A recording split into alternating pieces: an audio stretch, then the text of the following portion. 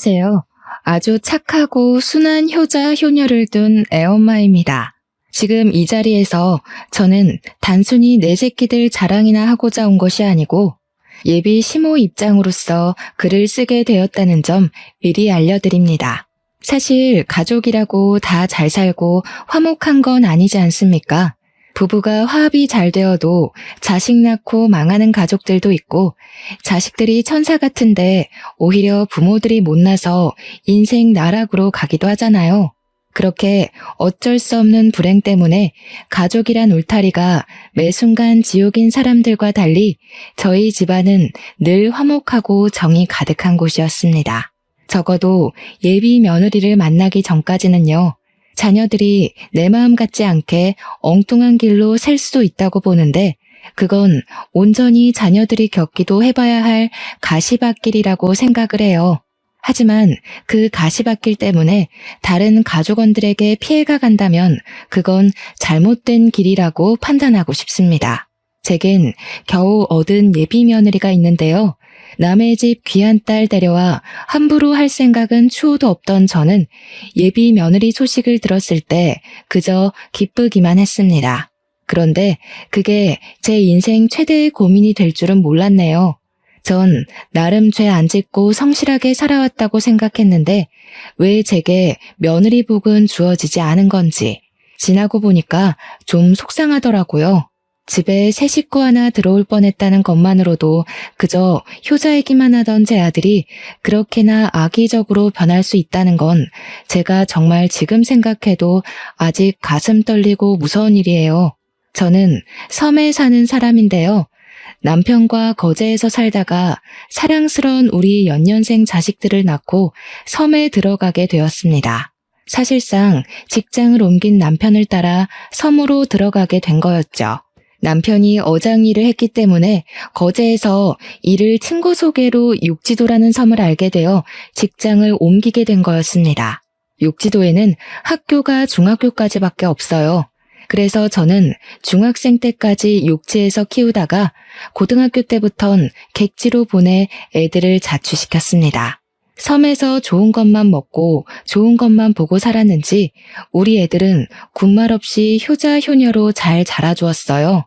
사교육이 어려운 육지라는 지역에서 겨우 교회에 아는 지인 딸에게 과외비를 주고 수학을 배우게 한 것 말고는 따로 공부를 시킨 것도 없는데 고맙게도 애들이 알아서 성적 관리까지 잘 하더라고요. 육지 학교 안에서 1, 2등을 하는 성적이었지만 사실 객지 친구들과 직접 겨뤄보지 않은 성적이기에 저랑 남편은 애들 공부 실력에 관해 큰 기대는 안 했어요. 그런데 이 기특한 애들이 고등학교를 가도 전교 5등 안에서 노는 겁니다. 그때도 신기하기만 했는데 고3이 되고 수시 입시를 지원할 때 딸 담임 선생님한테 전화가 오고 다음 해에 아들 담임 선생님한테 전화 왔을 때 알았어요. 우리 애들이 정말 잘하는 애들이구나 하고요. 저희 집의 경우 특이하게도 딸이 의대의 길을 가니 아들도 누나를 따라 의대를 가게 된 경우거든요.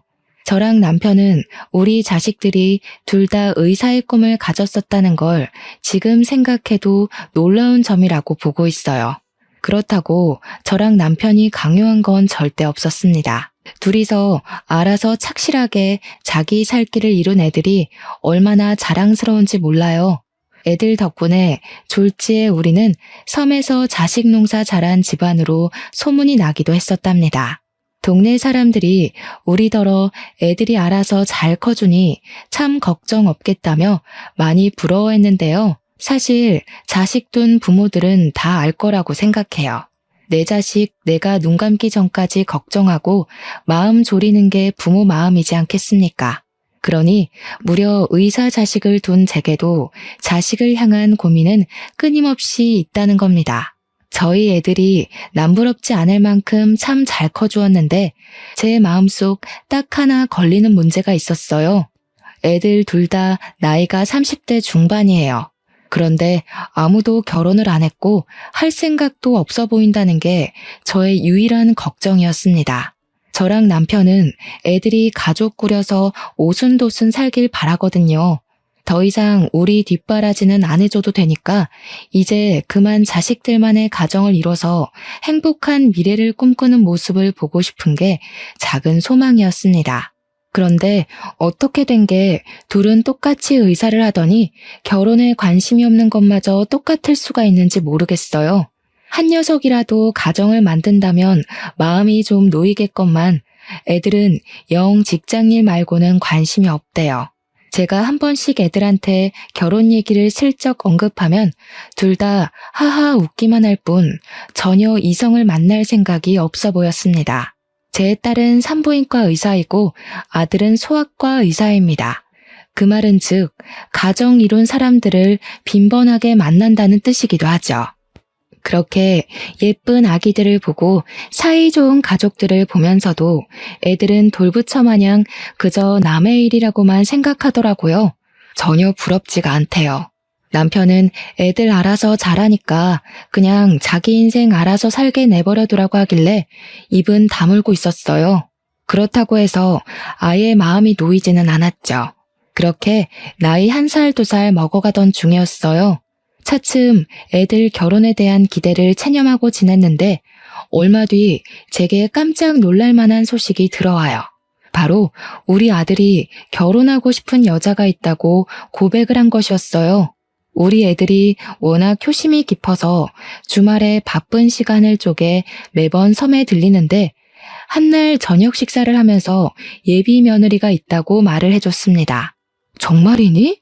아이고, 어떤 사람이니? 우리 아들이 선택한 사람이라면 정말 착하긴 하겠구나. 너 아직 레지던트인가 그거라면서 한창 바쁠 텐데 어떻게 인연이 다 되었을까? 같은 일 하는 사람이니?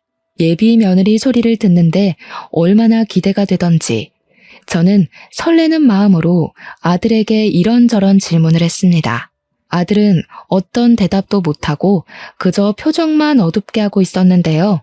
이상하게도 분위기가 뭔가 말해주길 망설이는 눈치였어요. 아들이 입술을 뗄 때까지 제 속이 얼마나 타들어갔는지 모릅니다. 그리곤 조심스레 예비 며느리에 대해 말하는 아들의 발언에 저는 타들어간 심장을 움켜쥘 수밖에 없었어요. 1분 전까지만 해도 기뻐서 들떴던 제 기분은 금세 바닥을 치고 죽어버렸습니다. 그건 제 딸도 마찬가지였나 봅니다. 딸도 아들의 고백이 황당했는지 참지 못하고 먼저 소리를 빽 질렀어요. 미쳤냐? 미혼모? 야! 네가 뭐가 아쉬워서 애 딸린 여자를 만나? 세상에 많고 많은 여자들이 미혼인데 왜 하필 그런 여자를 만났어? 네가 뭐 하나 하자 했기를 한번 갔다 오기래. 심지어 나이는 또 얼마나 어려워. 그런 식으로 얘기하지 말지. 산부인과 의사라는 사람이 그러고 싶어? 쓸데없는 이유로 신우질 할 생각만 해봐. 나 그런 거 가만 안 놔둬. 아무리 누나라고 해도 내 와이프 될 사람이 먼저야. 듣자 하니 아들은 다름 아닌 애가 하나 있는 아가씨를 좋아하고 있었습니다. 아들 행동을 보면 이미 아들과 예비 며느리는 마음이 깊어진 사이처럼 보였어요. 딸의 만류에 아들이 처음 보여주는 모습으로 화를 내는데 그날 아들이 다른 사람인 줄 알았습니다. 남편은 착잡한 마음을 애써 감추면서 그저 아들의 입장을 이해하려 했지만 저랑 딸은 단번에 인정하기가 어려워서 절대 아들 결혼 허락 못한다고 주장을 했어요. 내가 분명 말했다. 그 결혼 절대 안 돼. 너 그 결혼하는 순간 인생 쪽나. 네가 의사 준비한다고 얼마나 개고생을 했냐? 아니면 너 개인 병원 차릴 때까지 좀 더 기간을 두고 만나보다가 결정하던지 뭐하러 급하게 진행해? 그래, 네 누나 말이 맞다. 왜 하필 그런 어려운 길을 가려고 해? 결혼도 이 사람 저 사람 몇 번 겪어보고 잘 맞는 사람이랑 해야지. 이건 너무 섣부르다 아들아. 아이씨, 왜 엄마랑 누나가 난리야. 언제는 나더러 결혼 좀 하라며? 그래서 하겠다고. 근데 왜 갑자기 결혼한다니까 또 난리야? 내 결혼이야. 똑똑히 말하는데 이 결혼 막으면 나 다신 이 집 안 들어와. 다들 나랑 평생 연 끊고 싶으면 알아서들 해. 아들은 우리가 예비 며느리 얘기를 들으면 당연히 반대할 거란 걸 이미 알고 있는 눈치였습니다. 그러니까 처음부터 더 완강하게 자기 의견을 피력하며 우리가 찍소리도 못할 정도로 무섭게 몰아붙였겠죠. 아들의 횡포는 날이 갈수록 더해졌어요. 저랑 남편이 예비 며느리에 대해 슬쩍 한 소리 얹기만 하려고 해도 이빨을 드러내며 패륜적인 행동을 서슴지 않았습니다. 아들이 솔직히 때리지만 않았지 사실상 눈빛으로 저랑 남편의 목을 조른 거나 마찬가지인 태도를 보였어요. 속상했습니다. 내 아들에게 저런 면모가 있는 줄도 몰랐고 도대체 예비 며느리가 어떤 아가씨길래 우리 아들이 저렇게까지 푹 빠졌나 한편으론 궁금하기도 했어요. 그래서 한날 정말 용기 내어 아들에게 전화를 걸었습니다. 아들이 제 전화를 무시하지 않은 것만으로도 당시에는 감사해야 될 지경까지 간 상태였습니다. 그럼에도 아들의 전화 받은 목소리에는 저항기가 많이 있더군요. 저는 최대한 아들 심기를 안 건드리면서 예비 며느리가 어떤 사람인지 좀 들려달라고 했습니다. 제가 결혼을 허락하겠다고 하니까 그제야 아들이 술술 얘기해 주더라고요. 알고 보니 예비 며느리는 우리 아들과 같이 육지에서 자란 친구였고 중학교 동창이라고 합니다. 지난번 섬에 들어왔다가 아들이랑 예비 며느리가 우연히 마주쳤는데 그날 인연으로 반가워서 연락처를 주고받았고 섬 밖에서 몇 번 만났다가 사이가 깊어졌다고 했어요. 그랬구나. 엄마는 아들 동창이라고 해도 워낙 까마득해서 어떤 친구였는지 기억은 잘 안 나네. 뭐 네가 어련히 잘 봤겠지. 그래도 정말 각오 많이 해야 될 거야.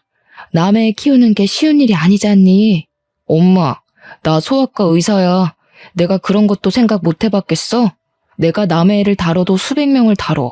애가 아직 어려서 내 자식처럼 키울 수 있을 것 같아.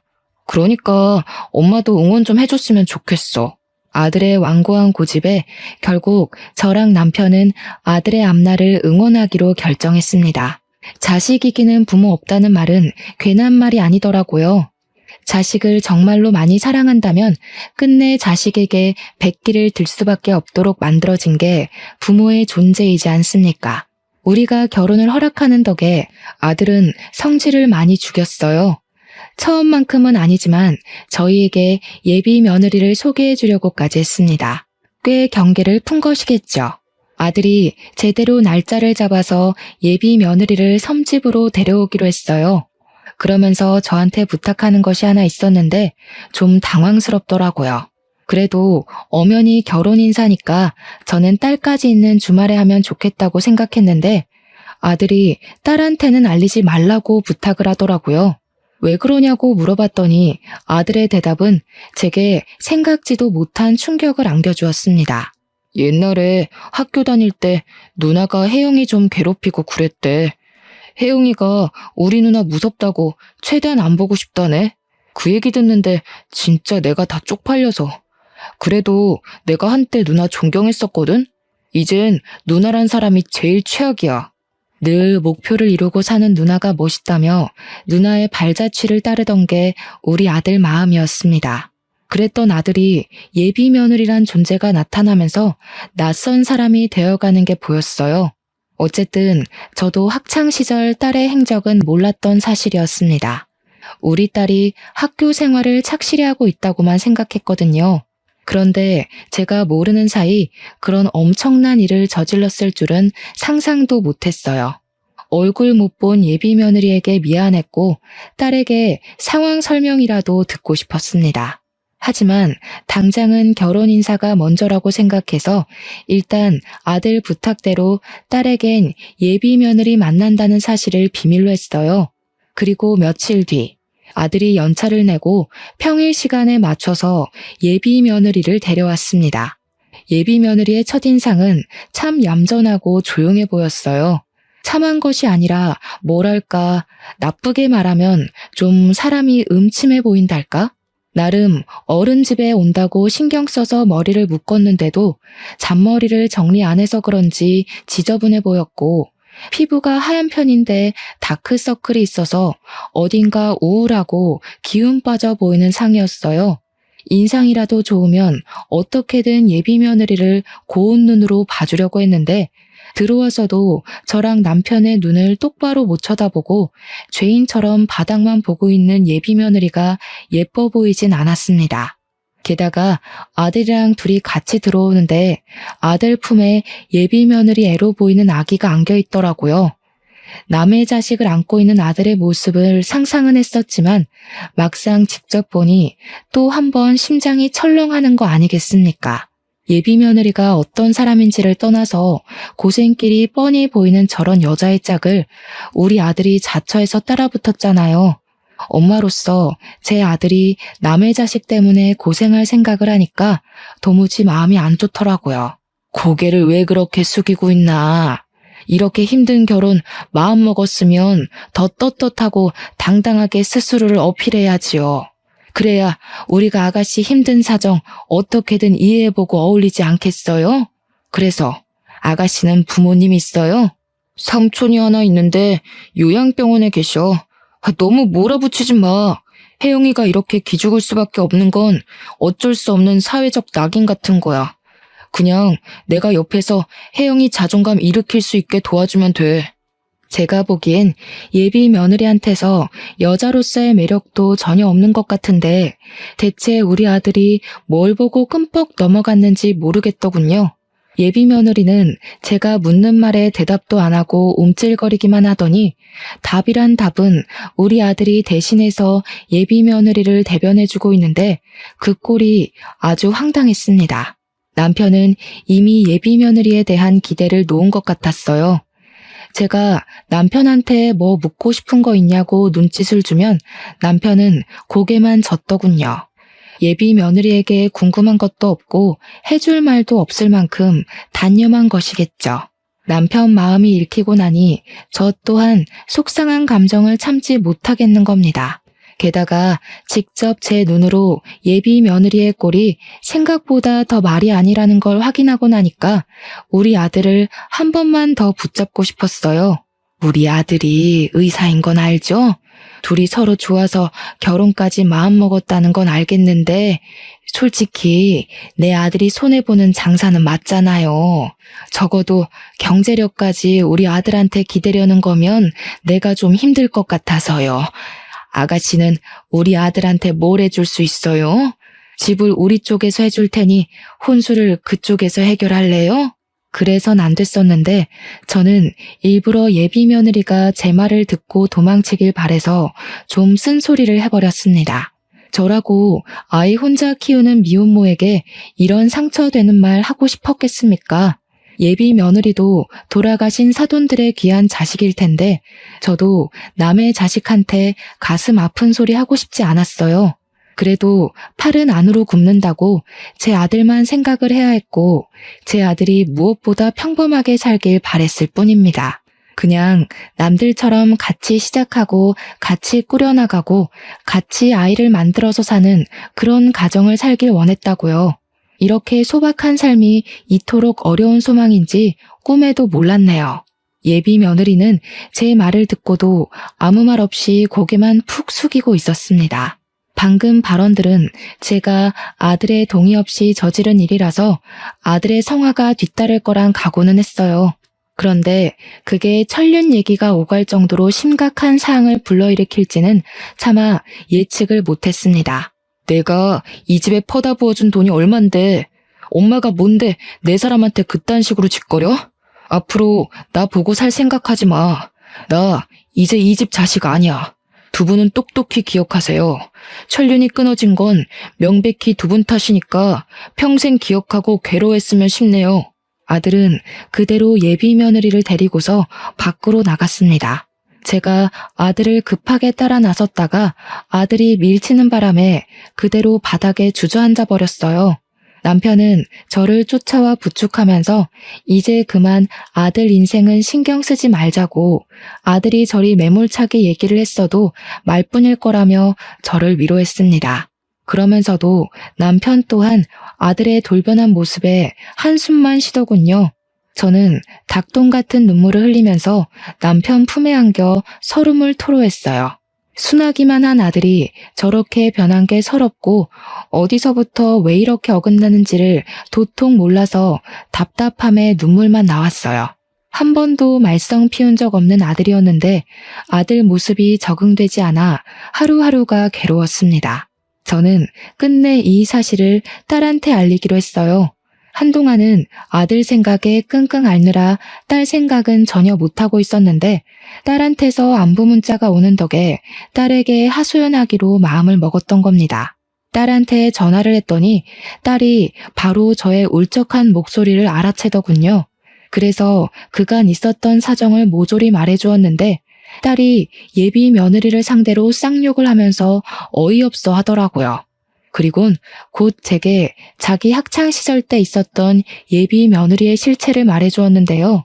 와, 진짜로 걔가 걔래? 완전 어이없다. 걔 도벽 있었어. 학교에서 얼마나 유명했는데. 내가 엄마한테 한 번 말한 적 있을 텐데. 걔가 여자애들 생리대며 화장품이며 얼마나 훔쳐갔는지 알아? 여선생님 안경까지 훔쳐서는 그 선생님 바로 다음 해에 나가버렸잖아. 그년 설마 내 동생이 의사인 거 알고 일부러 들러붙은 거 아니야? 딸의 말을 듣고 좀 놀랐습니다. 분명 예비 며느리가 우리 딸한테 괴롭힘을 당했다고만 들었는데 딸의 얘기를 들어보니 예비 며느리는 스스로 왕따를 자처했던 거였어요.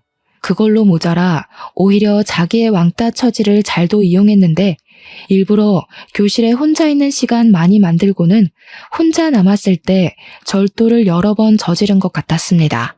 심지어 제 딸 물건까지 훔쳤다가 딸이 예비 며느리 머리채를 뜯고 싸운 적 있었다네요. 그 사건은 제가 기억이 나더라고요. 제가 그 일로 딸 때문에 학교 가서 선생님을 만난 적이 있거든요. 당시 그 학생은 우리 딸 머리핀을 들고서 자기 거라고 뻔뻔하게 우기고 있는 상태였습니다. 제가 그냥 그 학생한테 새 머리핀을 살 수 있는 용돈을 주면서 상황이 무마되었던 걸로 기억해요. 그런데 그때 그 억측스러운 학생이 제 예비 며느리라는 게 너무 충격이었어요. 물론 도벽이란 거 과거일 뿐이고 철없는 시절 저질렀던 실수였을 수도 있죠. 하지만 그건 남의 일일 때나 너그럽게 이해해 줄 수 있는 거고요. 제 아들 배우자로 과거 도벽 이력이 있는 여자가 들어선다는 게 또 용납할 수가 없는 겁니다. 그래서 이 사실을 아들한테 알려주려고 잘할 줄 모르는 문자까지 이웃집 자식한테 배워서 장문의 글을 전송했습니다. 그랬더니 바로 아들에게서 쌍욕 문자가 날라오더군요. 자기는 이제 엄마 없다면서 연락하지 말라길래 저는 철렁 내려앉는 심장을 부여잡고 주저앉았습니다. 언젠가는 으스러질 길로 향하는 아들을 이대로 내버려 둬야 하는 건지 어쩔 도리가 없어서 난생 처음으로 인생의 막막함을 느꼈어요.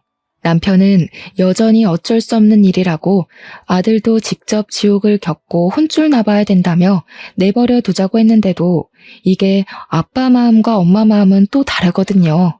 남편은 자기 자식을 강하고 따끔하게 혼내서 올바른 길로 인도하고 싶겠지만 엄마인 저는 내 자식이 최대한 나쁜 길은 피해가도록 알려주고 싶은 마음이 컸어요. 그렇게 며칠간 소가리를 한 끝에 저는 결국 남편에게 한 가지 부탁을 했습니다. 바로 아들 있는 객지로 좀 나갔다 오자는 마지막 몸부림이었죠. 남편도 아들 내버려 두라면서 신경 안 쓰는 척해도 속은 그게 아닌가 보더라고요.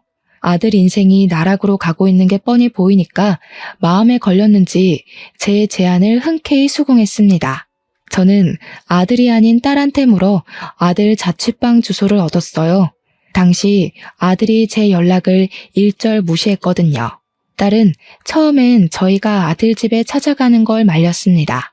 아들이 지금 눈깔 돌아서 부모도 모른다고 이대로 갑자기 찾아가면 무슨 폐륜을 저지를지 모른다는 얘기였어요.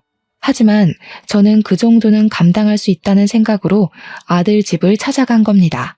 이대로 일이 잘못되면 영영 우리 아들을 보고 살 수 없을지도 모를 것이고 결국 돌아올 수 없는 강을 건넌 아들의 밑바닥까지 확인하는 꼴만 되겠죠. 최악의 최악까지 예측을 했고 마음을 계속 다스렸습니다. 아들이 저희를 영원히 안 보고 살지언정 저는 아들에게 마지막 경고를 때려야 될 것 같았어요. 딸도 할 일 마치고 아들 집으로 바로 출발하겠다고 하더라고요.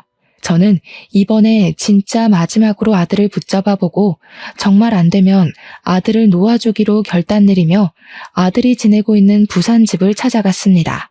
문전박대 당할 각오를 하고 초인종을 눌렀더니 안에서 갑자기 쿵쾅대며 난리가 났더라고요. 한참이나 별다른 기척 없다가 뒤늦게 문이 확 열렸는데 우리 아들 집에서 나온 사람은 아들이 아닌 예비 며느리였습니다. 예비 며느리도 문 열기 전 인터폰으로 저를 확인 안 하고 문을 연 건지 깜짝 놀라더라고요. 놀란 건 저도 마찬가지였어요. 당연히 제 아들이 내다볼 줄 알았거든요. 어머님이 여긴 어쩐 일이세요? 오시는 거면 연락을 하셨어야죠. 오빠한테 연락하고 오신 거예요? 아닌데. 오늘 아침까지도 오빠한테서 별말 없었는데. 아들이 연락을 안 받으니 할 말이 있어도 할 수가 있어야죠. 그런데 아침이라니? 설마 둘이서 동거하는 건 아니죠? 예비 며느리는 그저 제 질문보다는 다른 곳에 신경을 두고 있는 듯 했습니다. 제 질문에 옳게 대답 못하고 동문서답하는 걸 보니 어딘가 모르게 뒤 구린 징조가 느껴졌어요. 게다가 며느리의 편한 옷차림을 보니까 동거를 하고 있는 사실이 맞는 것 같더라고요. 저는 예비 며느리에게 더 묻지 않고 그냥 눈으로 보는 게 나을 것 같아서 제 앞을 막아서고 있는 예비 며느리를 밀어내고 안으로 들어갔습니다. 그리고 저는 거실에서 걸음을 세울 수밖에 없었죠. 예비 며느리가 왜 그렇게 정신 딴 데 팔린 사람처럼 행동했는지 그 이유가 눈앞에 서 있었기 때문이었어요. 들어갔더니 있어야 될 우리 아들은 없고 웬 백팩을 맨 아저씨가 하나 서 있더라고요.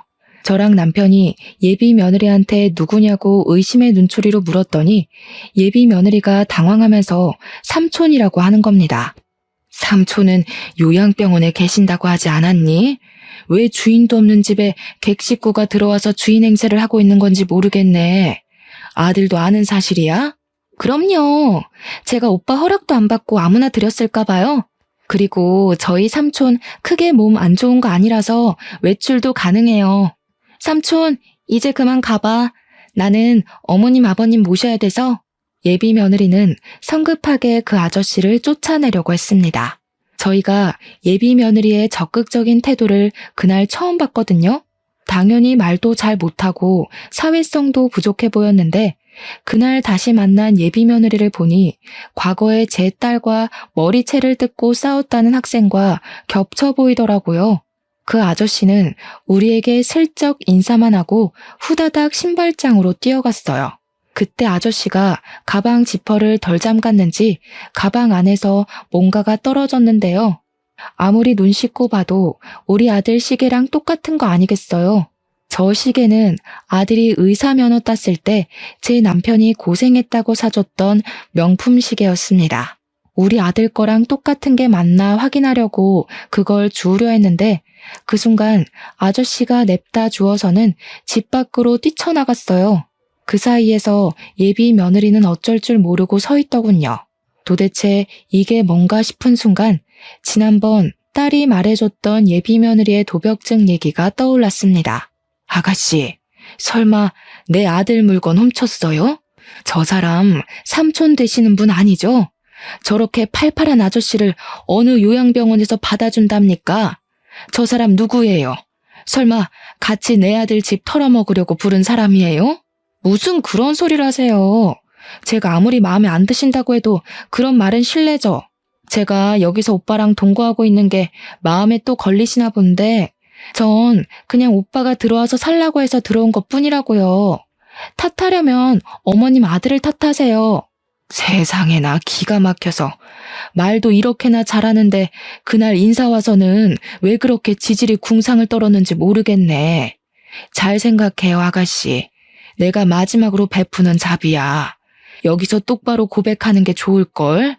개망신 꼴 겪고 나서 입 털고 싶은 게 아니라면 어머님, 진짜 너무하세요. 돈 없고 애 덜렁 있으면 이렇게 무시해도 되는 거예요? 저 이래봬도 열심히 살았어요. 그런데 사람들이 다 어머님처럼 저를 색안경 끼고 보는데 어쩌라고요. 저처럼 미혼모들은 새로운 사람 만나서 미래도 꿈꾸면 안 되는 거예요? 어머님도 어쩔 수 없는 악독 시어머니신 거냐고요. 목청 한번 크다. 나는 또 네가 말도 못하는 벙어리인 줄 알고 얼마나 속에 불이 났었는지 아니? 지금 보니까 얘가 미혼모를 아주 권리처럼 이용하네? 옛날에도 왕따 자처해서 도벽을 습관처럼 일삼았다고 들었는데 그 버릇을 이렇게 응용시켰니? 미혼모면 너처럼 시엠이 될 사람 앞에서 목소리 높이고 눈깔 부릅떠도 된다는 거냐? 어디서 쌍심지를 켜고 어른을 똑바로 노려봐.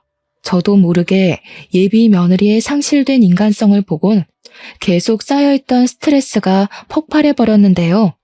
남편이 급하게 저를 자중시켜줬지만 예비 며느리는 이때다 싶었는지 울기 시작하더라고요. 그것에 남편은 당황했고 저는 어처구니가 없어서 고개를 돌려버렸습니다. 그리곤 바로 집안을 샅샅이 뒤졌어요. 아무래도 아까 뛰쳐나갔던 아저씨 백팩이 수상했거든요. 우리 아들이랑 똑같은 시계가 나온 걸론 확신갖기가 일러서 제 눈으로 다른 증거를 확인하려 했습니다. 그러자 예비 며느리가 언제 울었냐는 듯 바로 저를 뒤쫓아오더라고요. 제가 아들 방에 들어가려니까 제 팔을 억세게 잡아당기면서 그 앞을 막는 거 아니겠습니까? 훔친 거 아니라고요. 아까 그 시계 때문에 이래요? 그 시계가 세상에 하나밖에 없는 것도 아니잖아요. 저희 삼촌도 그런 시계 있다고요. 별 가짜는 걸로 오빠랑 저 떼어놓을 생각 마세요. 저 절대 오빠 옆에서 안 떨어질 거예요. 볼수록 가관이구나. 그래, 네가 이렇게 나와준다면 나야 고맙지. 그렇게 떳떳하고 결백하면 뭐가 두려워서 내 앞을 막고 있는 거니? 이참에 내가 네 앞에 고개 숙이고 사과하도록 만들어봐. 저는 남편에게 예비 며느리를 붙잡고 있어주길 부탁하고서 아들 방문을 열고 들어갔습니다. 겨우 두 발 내디뎠는데 저는 바로 제자리에 설 수밖에 없었습니다. 방이 아주 아수라장이 되어 있더라고요. 그 난리통 속에 아기가 혼자 침대 위에 덩그러니 누워 있었고 아기 주변으로는 제 아들 것으로 보이는 옷가지랑 액세서리에 속옷까지 널브러져 있었어요.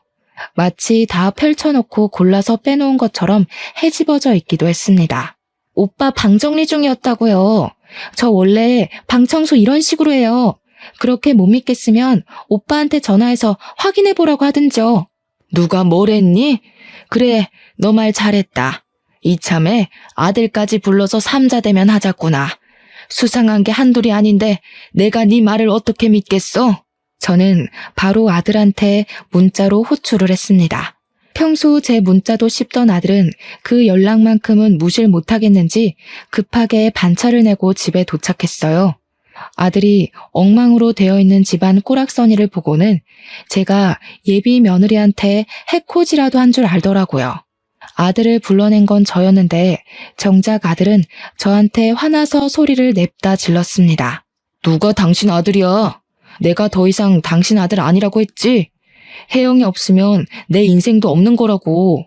대체 몇 번을 말해줘야 알아쳐먹을 거야? 이 집 당신들이 해준 거라서 생식이라도 내고 싶었어? 어차피 명의가 내 거라서 내 집이라고 우기면 그만이야. 당장 내 집에서 나가. 아들이 미친 사람처럼 저한테 달려들어 목청을 높였는데 눈가에 불끈 힘이 들어간 아들의 눈빛에 저는 그만 겁을 먹고 말았습니다. 심장이 강하게 조여오면서 숨을 쉬는 게 어려워졌죠. 그러자 남편이 나섰는데 남편은 생전 자식들한테 손찌검은 안 하는 사람이거든요.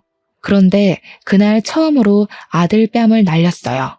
한 대로 부족해 두 대까지 날린 후 마지막엔 아들의 가슴팍을 강하게 밀쳐 중심을 넘겨뜨렸습니다. 이 머저리 같은 놈, 내가 너를 이따위로밖에 못 키운 게 죄지. 어디다 대고 엄마한테 큰 소리야?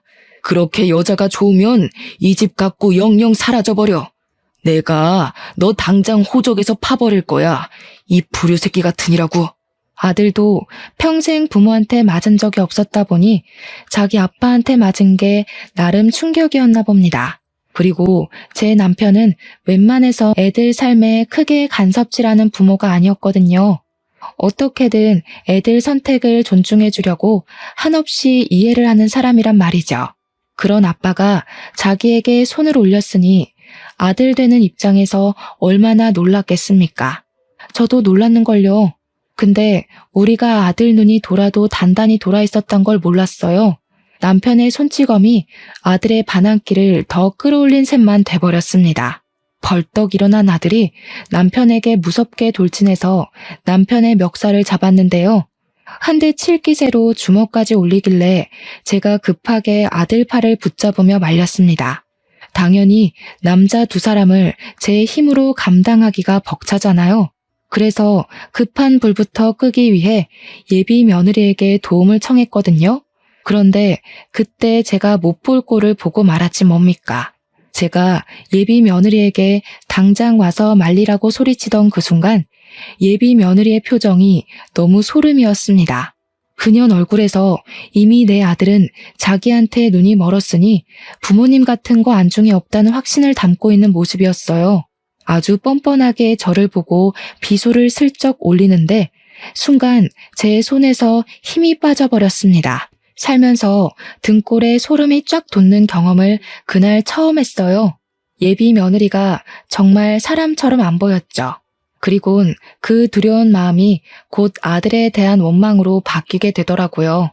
이렇게 변해버린 아들이 너무 미워서 저는 결국 아들을 두들겨 패기 시작했고 더 이상 너희들 사이에서 손 뗄 테니까 제발 저리 나가 떨어지라고 고래고래 소리를 질렀습니다. 그러자 제 말에 불씨가 확 죽은 아들이 순순히 물러났어요. 그리곤 꼴도 보기 싫으니 바로 나가라고 하더군요. 결국 제가 예상했던 최악에 최악을 더한 일이 발생해버린 셈이었어요. 아들은 저희더러 자길 호적에서 빼든 말든 알아서 하고 다시는 코빼기도 비추지 말라고 했죠. 너무 속상했지만 우선 그날은 아들과의 대화는 틀렸다고 봤습니다. 그래서 남편을 데리고 나가려는데 그와 동시에 딸이 집에 들이닥쳤어요. 워낙 정신없던 터라 딸이 온다는 사실을 잊고 있었던 겁니다. 딸이 들어오자마자 더 놀란 건 딸 뒤로 경찰이 우르르 들어왔다는 거예요. 딸이 예비 며느리에게 삿대질을 하자 경찰들이 예비 며느리를 붙잡았고 집주인인 아들에겐 참고인 조사를 위해 같이 가야 된다고 안내를 했죠. 그때 딸은 가만히 있지를 않고 이 도둑년 새끼야 하면서 예비 며느리한테 달려들어서는 가방에 넣어온 5kg짜리 소금을 꺼내 예비 며느리 머리통에 좌르륵 부었습니다. 경찰에게 수갑이 채워진 예비 며느리는 손도 쓰지 못하고 소금 범벅이 된 채 비명만 질렀어요. 이년이 옛날 버릇 남 못 주고 또 도벽증 도졌네? 옛날엔 내 머리핀을 네 거라고 우기더니 이제 내 동생을 네 거라고 우길 참이니? 사람이 배보다 배꼽이 큰 짓을 하면 이런 꼴이 나는 거야. 네 주제를 알아야지. 밑에 네 삼촌이라는 원조교제 애인 잡혀있거든? 내 동생 물건 다 뱉어내고 쳐 울고 있으니까 가서 나란히 부둥켜 안고 질질 짜라. 딸이 예비 며느리의 이마를 퍽퍽 밀면서 말을 하자 예비 며느리가 딸을 죽일 듯이 노려보면서 괴성을 내질렀습니다. 예비 며느리한테서 저런 악에 바친 고함이 나오는 게 또 놀랍고 무섭더라고요. 원래 조용한 녀석들이 미치면 더 겁나잖아요. 예비 며느리는 더 이상 본성을 숨기지 않기로 한 건지 아니면 정말 화가 나고 분하면 내재되어 있던 저런 모습이 툭 튀어나오는 건지는 모르겠네요. 어쨌든 아들이 보는 앞인데도 더는 이미지 관리 없이 평소와는 이질적인 면모를 드러냈습니다. 나도 이깟 집안 진절머리 나서 결혼 같은 거 할 생각 없었어. 오빠 도장만 찾으면 나가려고 했다고. 아씨, 다 망했잖아. 아, 짜증나. 아, 이번엔 도장이었어? 나이가 먹으니까 스케일이 커졌다? 그럼 네 말은 내 동생한테 일부러 접근했다는 거네. 내 동생이 의사 됐다는 건 동네에 소문 퍼져서 이미 전해 들은 사실일 테고 나이 먹고 추하게 욕심만 날로 과해져서 어쩌냐? 그런 잔머리 굴릴 시간에 공부를 했으면 너도 의사 됐겠다 얘. 잘난 척 하지 마. 옛날부터 언니가 그런 식으로 거들먹거리는 게 재수없었어. 의사가 뭐 대수야? 그래봤자 나처럼 촌뜨기인 건 똑같은 처지면서. 이게 촌뜨기를 무시하네? 촌뜨기도 해내는 의사를 너는 못하고 도둑질만 해댔지 않아? 뭔 자신감으로 의사를 얕볼까? 촌뜨기 무시하려면 적어도 너처럼 상식 없이 손버릇 나쁜 애들한테나 해야 제대로 무시하는 거지. 어줍잖은 수준으로 우리 집안 무시하는 건 열등감밖에 안 된단다, 이 도둑년아. 딸과 예비 며느리가 하는 대화에서는 예비 며느리의 인간성을 도드라지게 확인할 수 있는 증거 현장이나 다름없었습니다. 저희들 다 놀랐지만 무엇보다 아들이 심하게 충격먹은 것 같았어요. 바짝 경직되어선 믿을 수 없다는 얼굴로 예비 며느리만 바라보더라고요. 저는 그 모습을 보고 아들이 완벽하게 정신을 차렸으면 해서 좀 더 쐐기를 박아야 할 것 같았어요. 그래서 예비 며느리에게 다가가 그년 뒷주머니에 있는 전자담배를 꺼냈습니다. 우리 아들은 담배도 안 피우는데 명색의 악이 엄마라는 사람이 영 깡통이구나. 네 아들은 무슨 죄니? 도둑질하는데 이용하려고 애 낳았니? 동정심이 필요해서? 네 아들 네가 엉망으로 키우든 말든 우리 알 바 아닌데 내 아들까지 엉망으로 끌고 가는 건 나 못 본다. 어디 철딱서니 없이 도둑질이야? 가서 콩밥 처먹으면서 반성해. 저는 전자담배를 예비 며느리 입에 쑤셔 넣어주고 경찰에게 그만 가봐도 좋다고 했습니다. 아들은 참고인으로 같이 동행하면서도 내내 얼이 빠져 있었어요. 아들이 돌아올 때까지 우리 식구는 전부 아들 집에서 잠자코 기다렸는데 아들이 다 늦은 밤이 되어도 귀가를 안 하는 겁니다. 혹시라도 우리에게 실수한 것 때문에 자책을 심하게 해서 엉뚱한 생각이라도 할까봐 갑자기 무섭더라고요. 연락까지 안 되니까 점점 불안해져서 저는 바로 아들 찾아 나가보려고 자리를 박차고 일어났습니다. 남편이랑 딸도 불안했던 건 마찬가지였나 봐요. 다들 군말 않고 집을 나서려고 했습니다.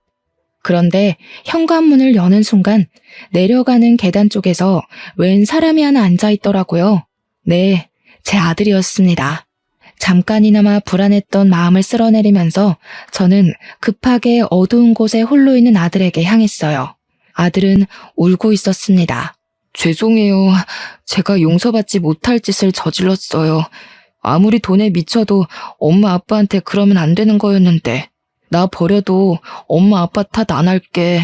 이게 무슨 소리인가 하니 아들이 말하길 예비 며느리에게 끔뻑 넘어갔던 이유가 요양병원에 있다는 삼촌이 자기 개원하는 데 투자를 해준다고 해서 혹했다고 하는 겁니다. 그런데 경찰서에서 조사를 하다가 알아낸 건데 이미 삼촌이란 존재는 돌아가시고 없었대요. 그러니까 결국은 제 아들을 깨어내기 위한 예비 며느리의 큰 그림이었던 거죠. 예비 며느리는 함께했던 원조교제 아저씨랑 나란히 절도죄 형량을 받고 구속 처리가 되었습니다. 모든 게 처리된 이후 아들은 우리에게 진심으로 사죄하고 고개를 숙였어요. 저희 식구는 아들의 잘잘못은 정확히 따져주었고 용서는 그 뒤에 받아주었습니다. 앞으로 미안한 만큼 가족한테 잘하면 되는 거라고 버리네 마네 소리 같은 건 하지 말라고 말이죠. 그날 이후 아들에게선 큰 변화가 찾아왔어요. 가족에게 둘도 없는 효자 아들로 돌아와 준 건 다행이었지만 아들이 여자를 무서워하게 된 겁니다. 예비 며느리의 일을 평생 반성하면서 비혼주의를 선언해버리고 말았어요. 저희는 그저 아들에게 앞으로 결혼할 배우자에 대해 조심하라고 했지 결혼하지 말라는 게 아니었거든요. 아무래도 아들에겐 이번 일이 꽤나 큰 트라우마로 남을 것 같습니다. 아들이 아무 생각 없이 일만 하고 싶다네요. 세월이 우리 아들의 마음을 치료해 줄 거라고 믿는 것밖엔 따로 수쓸 방법은 없을 것 같아요. 정말 별난 예비 며느리 한번 겪고 나니까 괜히 저도 애들한테 결혼을 부추긴 행동을 조금 자중하게 되었어요. 사실 결혼이 인생의 전부가 아닌데 제가 너무 결혼에 큰 의의를 두고 있었던 듯 싶습니다. 결혼은 해도 되고 말면 말고의 풍습뿐이잖아요. 앞으로는 우리 가족끼리 있을 수 있는 이 귀한 시간에 감사하면서 하루하루를 의미 있게 보내려 합니다. 제가 바라는 건 자녀들이 저희 곁을 결혼해서 떠나는 게 아니라 저희 곁에서 즐거운 웃음 많이 보여주며 시간을 보내는 것이란 걸 이제야 깨달았네요. 새 식구도 좋지만 다들 저와 다르게 본래 내 혈육을 아끼고 존중하는 분들이 되셨으면 해요. 제 사연은 여기까지입니다. 긴 글 들어주셔서 너무 감사드려요. 항상 행복한 날 되셔요.